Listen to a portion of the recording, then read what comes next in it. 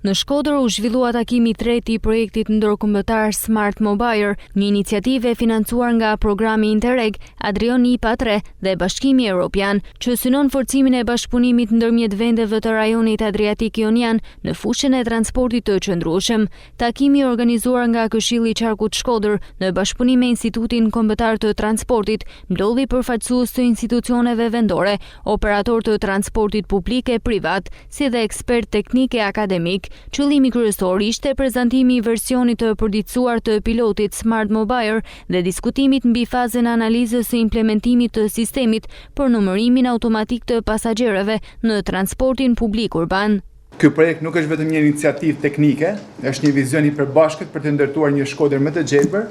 më të qëndrueshme në përputhje me standardet më të mira evropiane dhe zhvillimit urban dhe mjedisor. Smart Mobile përfaqëson modelin e bashkëpunimit efektiv nëpërmjet institucioneve publike, partnerëve teknik dhe komunitetit vendor.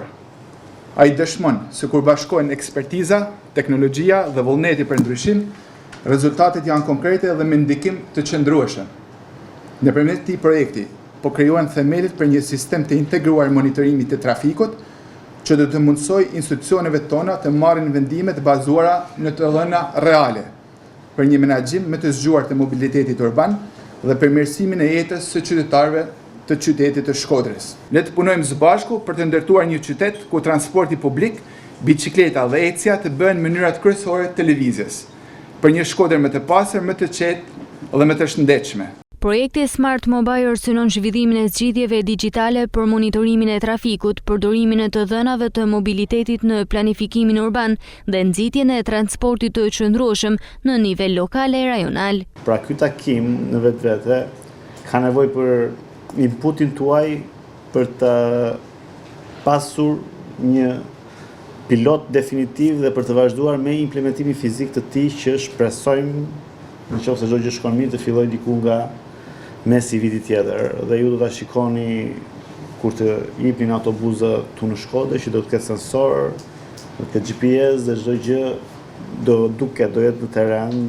madje autobuzët do i vëmë edhe logot e Bashkimit Evropian që është bërë implementim për t'ju informuar dhe për të parë që ky pilot do të implementohet. Dhe pastaj analiza do të takojë më tej autoriteteve, Këshillit, Bashkisë, madje edhe neve në anën e Ministrisë. Procesi i digitalizimit në transportin publik fillon që ke harta, ke vendodhja e stacioneve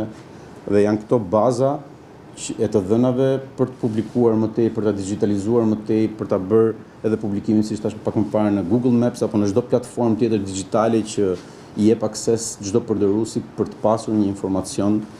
sepse do ta kemi të qartë që transporti publik nuk fillon tek autobusi, por fillon tek stacioni i autobusit. Pra është aty ku merret informacioni se si përdoret, se ku shkon e kështu me radhë. Ne kemi pa këtë nismë si një mundësi reale për të modernizuar shërbimin e transportit publik në qytetin e Shkodrës, si dhe për të ofruar me standardet bashkëkohore të mobilitetit urban. Në Shkodër projekti po zbatohet duke testuar një lidhje urbane pilot të pajisur me teknologji moderne për mbledhjen e të dhënave. Pjesëmarrësit theksuan rëndësinë e bashkëpunimit ndërinstitucional për ndërtimin e një modeli të qëndrueshëm të menaxhimit të transportit publik dhe u dakordësuan për hapjen e mëtejshëm në përmirësimin e fazës pilot përmes analizave teknike dhe feedbackut institucional.